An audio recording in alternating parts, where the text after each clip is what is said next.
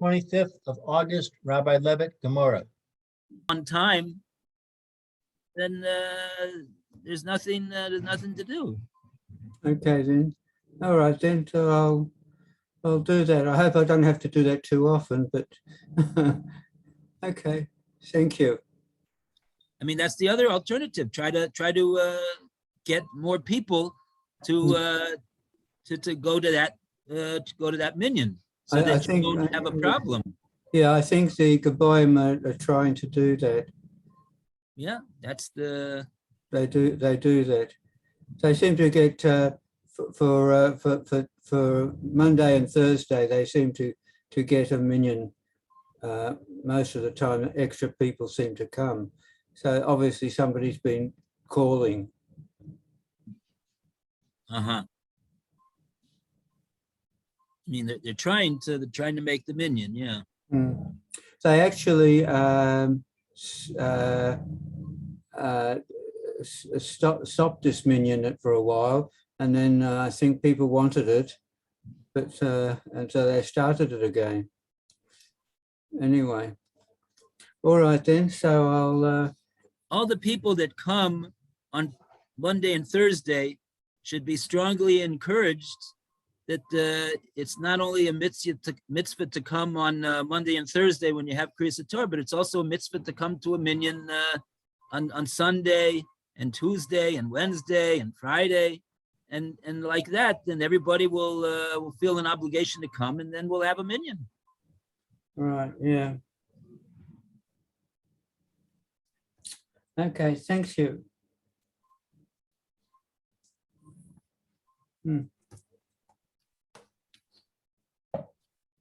That's, yeah. Okay.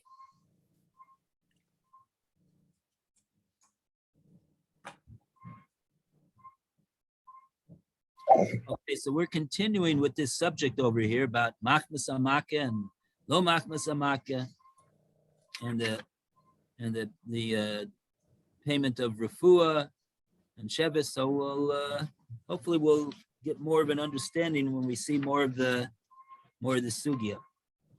But for the time being, we'll go to the Amar Mar, which is on Pei Hey Amid Aleph. It's towards the would probably be Art Scroll page 4, I think.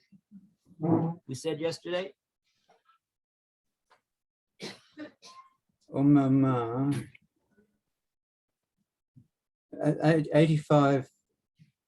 A4.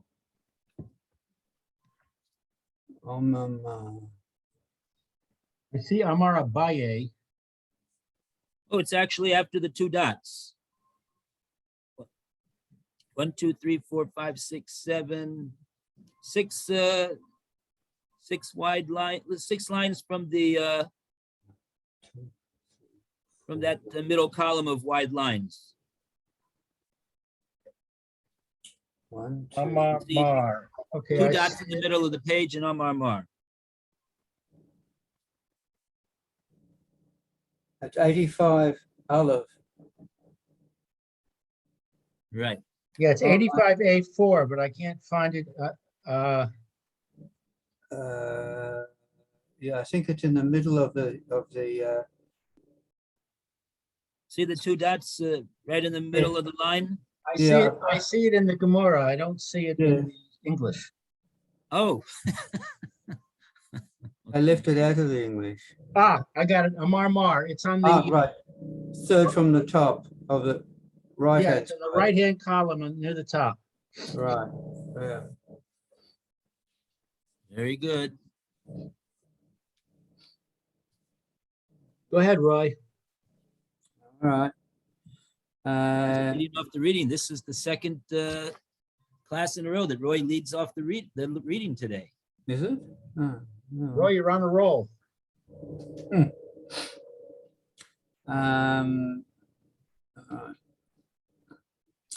Omer Ma, the master said, who's the master? So this is the Gemorrah here is referring to the Brisa. And so it says, the master said, meaning the master in the Brisa, meaning the Rabbanan. Which Rabbanan? I'm not sure whether it's the Rabbanan Kamoy or the Rabbanan Basroi. We'll see. All right then. They said, Yachal afilu shalo mechumesh hamaka. It could be thought that he is obliged, even if the sores developed not because of the wound.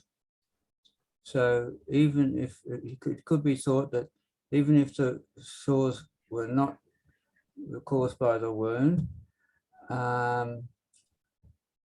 Talmud Loma Rak, the Torah therefore states only.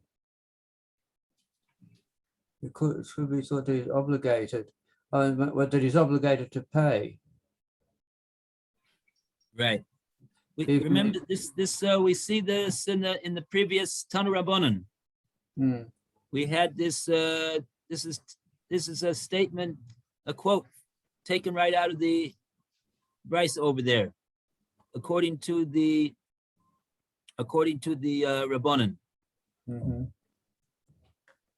The Rabbanan said that this case that we couldn't quite figure out over here with the sores that are coming because of the makkah, the wound, and then it says that the wound disappeared or something, then it went back apparently, and now we want to know about is there a responsibility to pay in that case?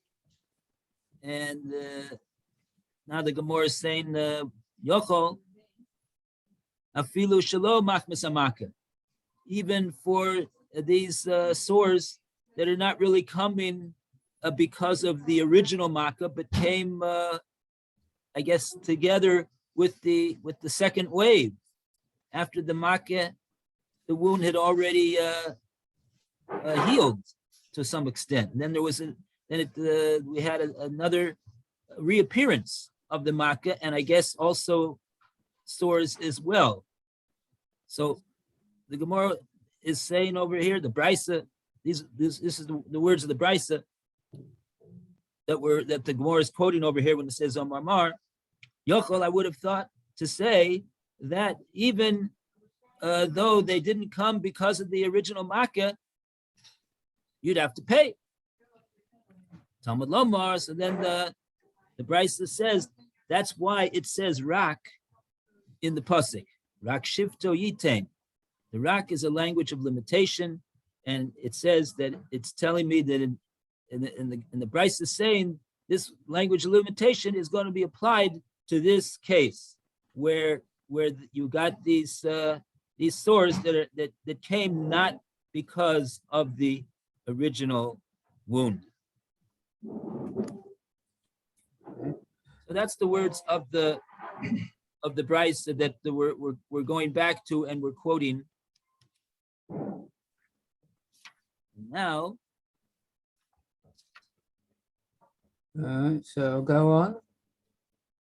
let's see if we have some Oh, Rashi. We have no Rashi. We have no Rashi. Okay, so let's see what the Gemorrah has to say about this. all right. So the Gemara asks, Shalo Machamas Hamaka Ba'e Kara. Is a verse needed to teach that the assailant is not liable for sores that developed not because of the wound? Right? So What do you? Right? The Gemorrah is asking that as a question, Mhm. a rhetorical question. Rhetorical. What would we think logically that he would have to pay for sores that came that didn't come because of the wound that originally was inflicted on the victim? Why would we think that he has to pay for them? Why is the price to say, Yochel, we would have thought to say that he would have to pay for these things, even though they didn't come because of the original wound that was inflicted by the assailants. Says the Gemorrah, you need a pasuk to tell me that you don't have to pay for that? Why? Okay, that's the Gemorrah's question.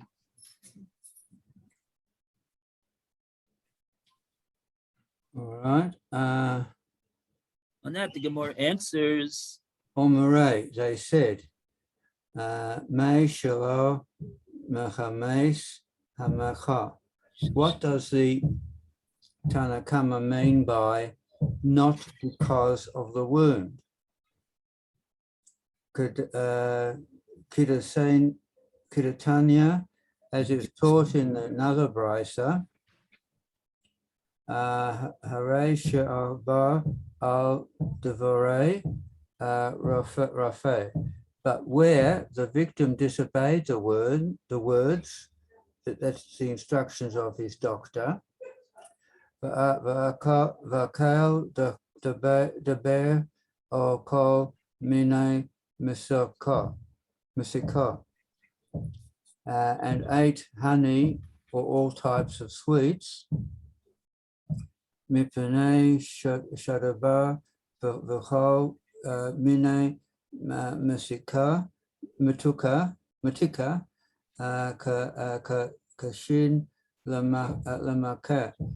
And this violated his doctor's instructions because honey and all types of sweets are harmful to a wound. oh, interesting. Yeah. Vahela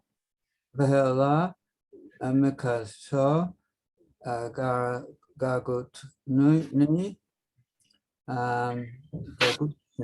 and his wound developed a condition called Gagusni. V'chol Yehe Chayev L'Rafua. It could be thought that the assailant shall be obligated to heal him, because even though he went against doctor's orders. Talmud Lama Rak. The Torah therefore states the exclusionary only to teach otherwise. So we understand now why we need a pasuk, Right. to tell us that you're not liable for such a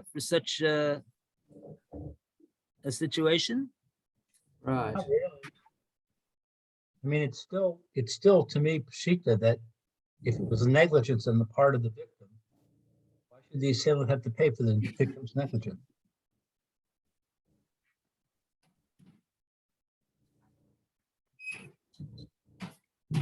It's because, yeah, was what do we? In other words, in the first scenario, we had that he suffered, the victim suffered further because even though it was something that was not because of the original wound that developed, but and so he said, well, we don't need a pasuk for that. Gemorrah says, right, you don't need a pasuk for that case, but I'll tell you what we need the pasuk for. We need the pasuk for this case, where what he didn't listen to the doctor's instructions. Well, I think Why the is the case Havamina, better? the first case must have been that the sores developed and there was absolutely no connection between the wound and the subsequent sores. And so it says that's obvious. That's what the Gemorrah thought. It had no relation. It was on a different part of the body. That's what the Gemorrah thought. And we say, whoa, we need a pasuk for that? On that, the Gemorrah is saying, it's not exactly like you thought. All right, so now it's saying, look, there is a connection. And maybe you could argue and you could say the victim was inconvenienced. He loves honey. All of a sudden, he can't eat honey because of that stupid assailant that injured him. Why should he have to suffer? That might be the Havamina. And then I mean, the Gemorrah says, but specifically, that's not the case. We still say he doesn't have to pay.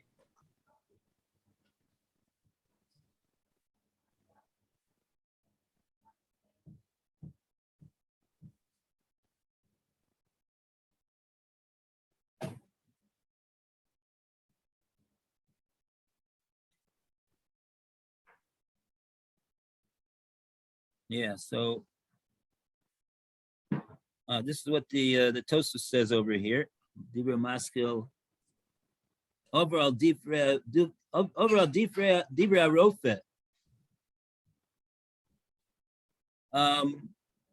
Tosfos just says, want to read this Tosfos, Lou? It's the second to the last Tosfos on the bottom of the page. Avar. Avar al divrei harofeh. He didn't follow after the words of the doctor. Lo chashiv le osea kach v'kach. Kol kach. Kolkach. It wasn't important. It wasn't so important for him. What's poshea mean? That's what I was wondering. Wasn't so relevant. What? Relevant? No. We have this in the davening of Rosh Hashanah and Yom Kippur. Oh, to willfully sin. Right. It wasn't such a willful sin that he did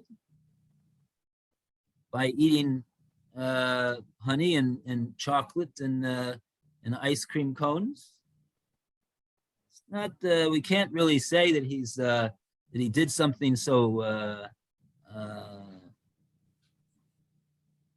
Now, of course, even though the doctor told him don't do this, right? So he is violating the doctor's instructions, but Tosfos is saying the word over here, poshea, doesn't mean so much that he committed a sin. We're not worried about the fact that he's indulging in his lusts, which is not proper. But we're not talking about from the standpoint of a sin, but we're talking about from the standpoint of is he culpable? Is he culpable over here? So Tosfos is saying not following the doctor's orders is not considered so culpable. Lo poshea kokach. It's not regarded as being it's not like he like Lou said, I guess, I mean, what's the guy, doctor says you gotta no more sugar. So you say, oh yeah, right. That's what I'm gonna do. But it's find it difficult. So he can't be considered to be so culpable on that account. And therefore what? And therefore we would think to say that there is a makom, there is a very good case to be made for saying that the assailant who injured him would be responsible to pay in this case, even if he did not listen to the doctor. So therefore, we do need a pasuk to tell us, Rak, here the assailant is not liable in this case.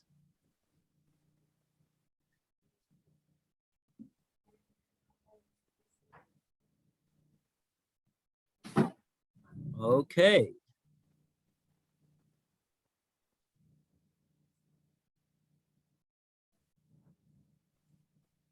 Oh, now we want to know what this word is. Gargusni. Gargusni.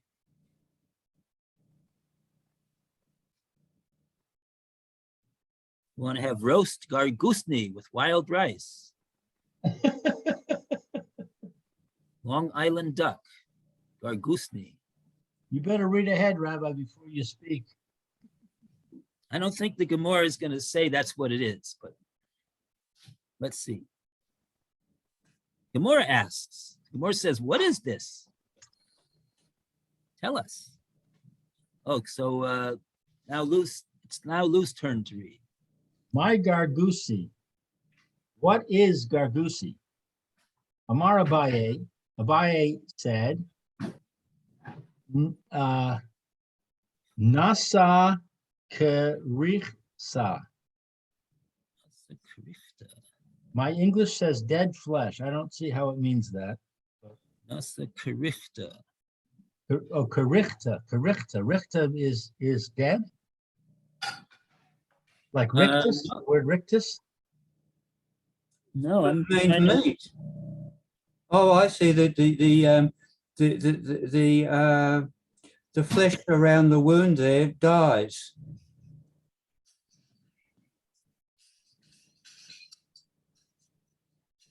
It just sort of goes, you know. what's that? I think it means that your flesh around the wound dies. Yeah, the word krichta comes from the word kaf resh chaf, kricha, which is a binding around the book. So it's something that's surrounding and encasing something. Nasa is the Rashi. Oh yeah, that's what Rashi says. Nasa krichta basar meis. That's what But I don't think that's the literal meaning of the words. That's not the literal meaning of the words. It's Rashi's giving a pshat and what the words are referring to over here. Right. Something, in other words, there's something that's surrounding or encasing the wound. This word nasa, maybe that.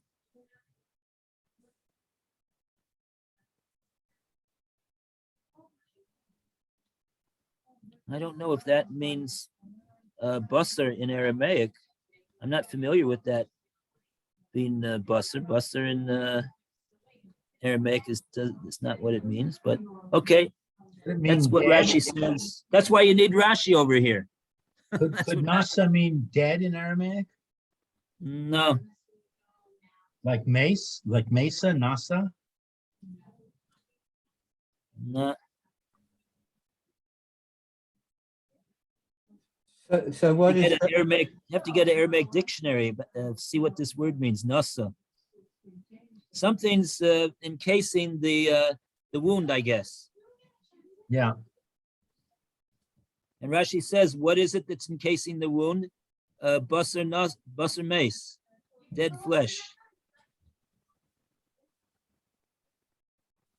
So what does this have to do with us? The Gemorrah said, Hela makaso gargusni. What happened was he had a wound, and on top of the wound, it developed this dead flesh.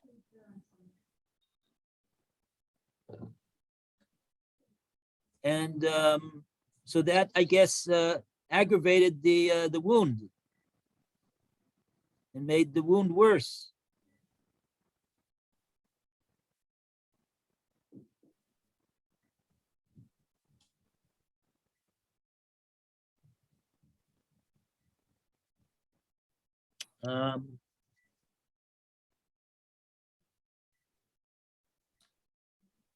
Okay. Interesting. That's right. That's what Rashi says over here. Rabbeinu Yonason brought in the Shita Mikubetzis, he writes, Shehu Choli Noda. It's a known sickness. Shabo Betoch Makkah that comes it develops inside the wound.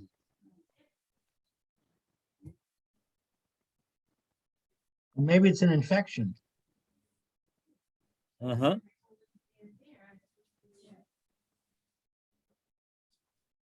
Maybe it refers to the wound getting infected. But we're saying that it was caused by eating chocolates and honey. Yeah, well, you're not going to get an answer from me on that one. See, because if it was simply something that normally happens when somebody has a wound, they have this other thing also it develops in many cases. Well, okay, so we're saying that the Gemorrah seems to be saying the reason why it developed is because he's eating these things. The doctor told him, don't eat these things because otherwise you're going to get a gargusni. And he said, gargusni? Ah, I'm not worried about that. I have bitachon. I'm not worried about that. And especially like Lou says, I like to eat my chocolates. I'm not listening to this doctor. And he just kept right on going. And sure enough, the doctor was right. He developed these gargusni. So now the Gemorrah wants to, so let's go further in the Gemorrah. Maya Suse. Maya Suse, what is its cure? Yeah, once he got it, how's he cure it? Ahala, the kira, the kalba. So ahala says aloe. Oh, really? I presume that's the sap from that aloe plant.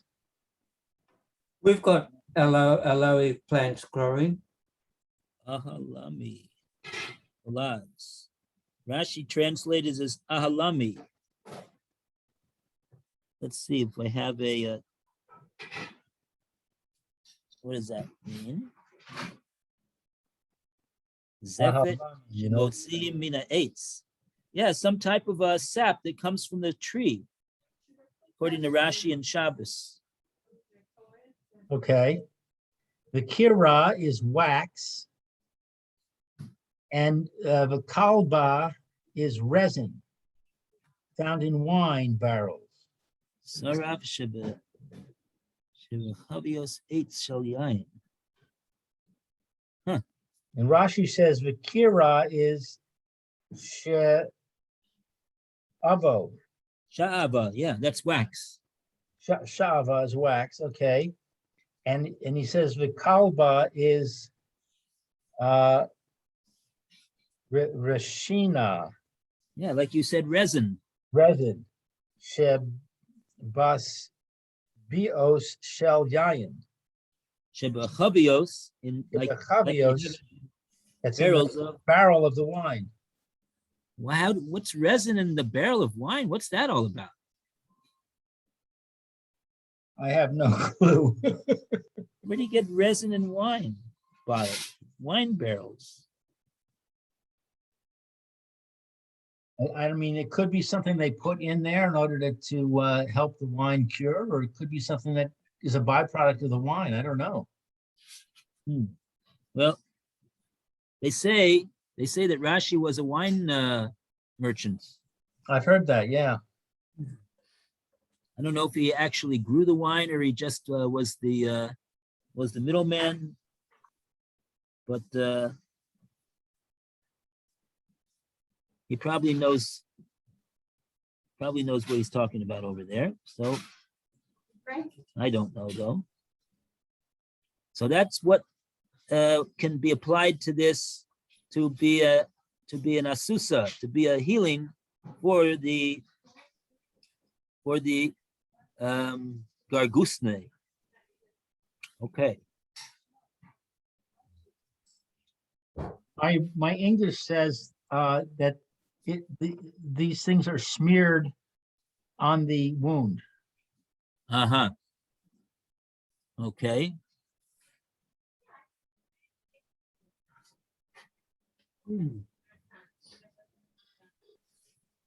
Very good. Okay, we got 2 more minutes if you want to do the next question the Gemorrah has. Ve'im amar le, and if he would say to you, to him, my English says, if the assailant would say to the victim, in order to avoid paying the doctor, Asya, Anna. Asyach ana, I will heal you myself. I'll be the doctor. I'll be your doctor.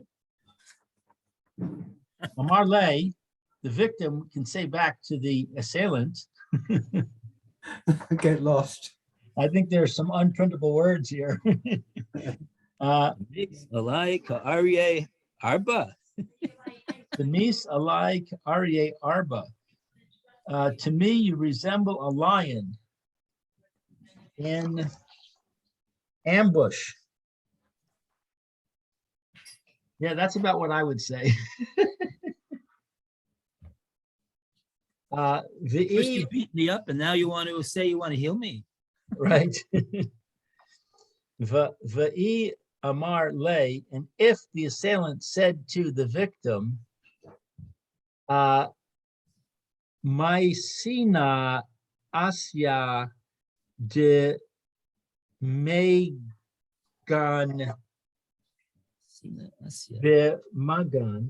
bimagan, dimagan bimagan. I will bring a doctor that will heal you for nothing. Amar le, the victim can say to him, you pay what you get for it. No, sorry.